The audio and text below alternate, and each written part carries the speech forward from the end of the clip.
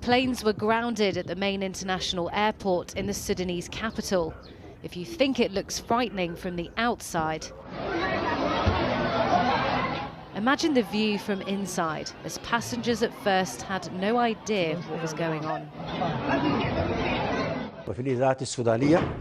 If they tried to tune into local TV, the situation is calm here, says the anchor, before gunfire cuts the broadcast.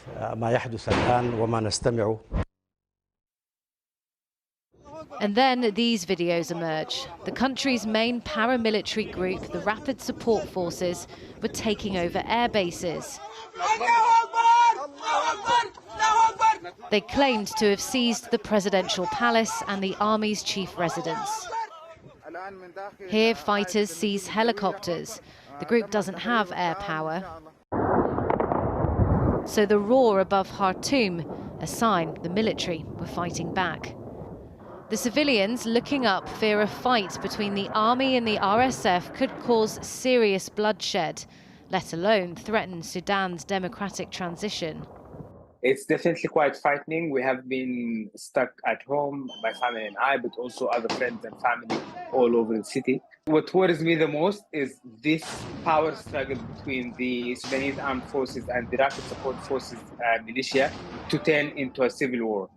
Both groups are trying to use some ethnic and tribal kind of narratives within their fights to get specific ethnicities and specific tribes to support one side over the other. The fighting comes after months of rising tensions. The RSF and the military worked together, backing a popular uprising that overthrew dictator Omar al-Bashir in 2019. And again in a coup 2 years later, when the military dissolved the country's power-sharing government. But it was always a marriage of convenience. One of the main tensions is a civilian demand the RSF merges with the regular army, and there's disagreement over the timeline and chain of command. You cannot have two armies in one country with two different leaders.